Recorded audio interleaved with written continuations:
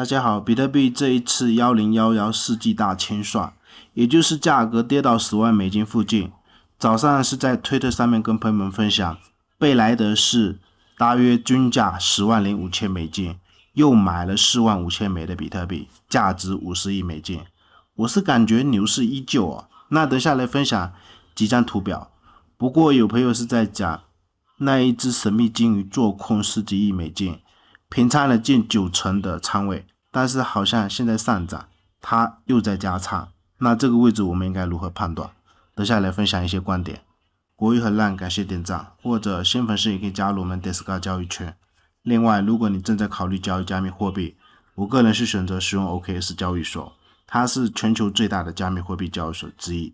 视频下方有我的 OKX 邀请注册链接，现货合约交易手续费永久返佣 20%。我们先来看一下这几天 YouTube 视频一直在跟朋友们跟踪的，也就是链上非常传奇的这一只金鱼，也就是在1011没有崩盘之前，它好像有2个地址是做空了近10几亿美金。那现在比特币价格跌到10万美金，价格又涨上来，也是大约在10万美金附近，人家是平了近90%的仓位。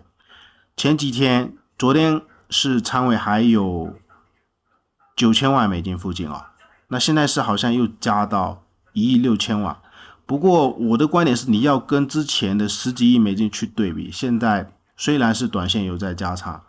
但是也看不懂主力的意图。这个位置比特币还会跌吗？如果会跌的话，我的观点是，它为什么10几亿的仓位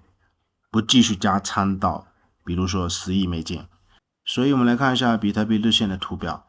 12号的金鱼数据，链上的数据就不聊了，或者是就是这2天下跌。10号、11号，反正持有100枚以上比特币钱包地址。我个人的观点，比特币牛市还是依旧存在的，因为金鱼它下跌的时候，他们是在买入，包括今天早上给大家分享的那一个，也就是推特上面的数据。那为什么牛市依旧？我们来看一下，其实这个陷阱谁也猜不准啊。那我们看一下，就是前面有跟大家分享的，比特币之前在，也就是2025年6月份的这个盘整区间，它这几个高点的位置，你可以观察一下，这边一根下跌，这边不是盘整了3根，其实这个高点的位置大约11万美金，以及这一根下跌，这3根盘整的这一个区间，大约11万美金。我们可以看一下，反正现在山寨币价格是在上涨，所以你去留意一下，也就是这2天下跌的低点，它这个位置，我个人的观点是牛市依旧啊，不排除这个位置一根多头的吞噬，或者是历史之最的这一个大清算，也就是这几天在跟大家讲的比特币热力清算图。我们去看2周的这个数据，就是这个崩盘，主力他要让价格上升，或者是他要用资金去推升价格，还要把这些多头清洗完以后，下面已经是非常的稀疏，所以现在价格我的观点是上涨，应该牛市是依旧的，因为上面有一大片的空单，不排除后面可能是要清算这些空单。所以我们再看一下比特币日线的另外一张图表，那我们可以观察一下，也就是当然我的观点也不排除这个位置有可能还是在区间盘整。